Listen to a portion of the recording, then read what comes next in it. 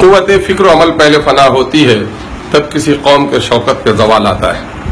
मेरे अजीजों नौजवान साथियों, इस वक्त जबकि MIM सीमांचल में दफा 371 यानी कि दस्तूर हिंद के दफा 371 संविधान की धारा 371 के मुताबिक सीमांचल डेवलपमेंट काउंसिल की तश्कील की बात करती है, तो हमारे बहुत सारे पढ़े लिखे लोग, हमारे बहुत सारे नौजवान, बहुत सारे राजनीतिक और सामाजिक कार्यकर्ता बिल्कुल अचंभे होकर उठते हैं कि साहब ये तो बिल्कुल अलग स्टेट बनाने की बात कर रहे हैं।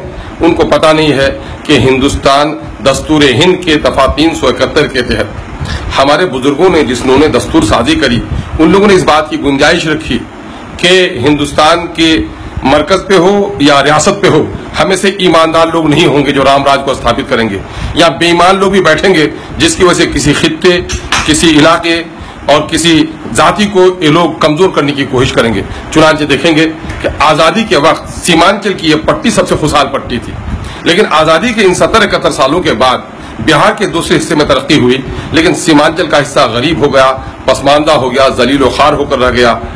और इसी को जिल्लत और रुसवाई के इस कगार से निकालने के लिए हमने दफा 371 के तहत सीमांचल डेवलपमेंट काउंसिल की तश्कील की बात करी।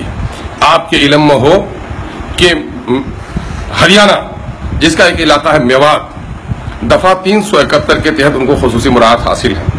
कर्नाटक के गुलबर्गा को, महाराष्ट्र के विदर्भ को, और यही आपके बाजू में वेस्ट बंगाल के हिल काउंसिल को, गोरखालैंड को ये मुराद हासिल है।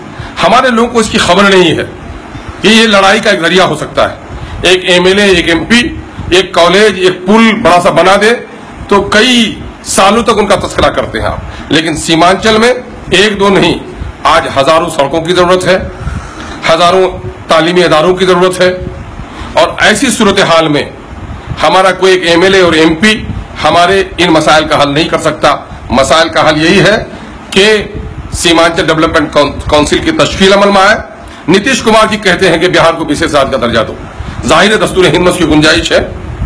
हम कहते हैं कि अगर दिल्ली ने हकमारी की है तो बिहार को विशेष राज्य का दर्जा मिलना चाहिए। तो बिहार की गद्दी पर बैठे हुए लोगों ने अगर सीमांचल की हकमारी की है तो सीमांचल को विशेष क्षेत्र का दर्जा क्यों नहीं मिलना चाहिए। किसी भी सियासतदान ने यह बात नहीं की।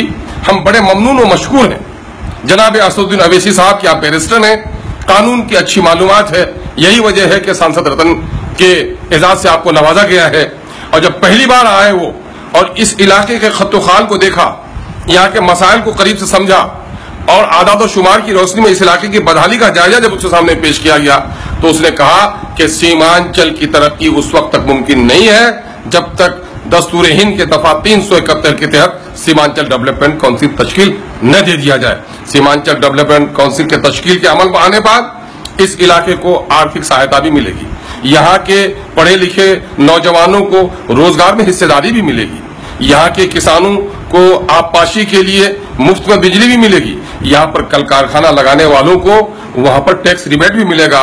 इतने सारे मुराद होते हैं और यही वजह है कि हरियाणा के लोग हमसे खुशहाल हैं, फिर भी वो लड़ाई लड़ रहे हैं। गुज्जर तहरीक उठ रही है, पटेलों की तहरीक उठ रही है, लेकिन अफसोस कि सीमांचल में अगर कोई हक की लड़ाई तहरीक उठाने की बात करते हैं तो कुछ मुनाफिक सियासतदान हैं, कुछ मतलब परस्त लोग हैं जो लोग सीमांचल के लोगों को जाहिल और अनपढ़ रखना चाहते हैं। ऐसे लोग हमारी पार्टी की इस तहरीक के खिलाफ गलत अफवाहें फैलाते हैं।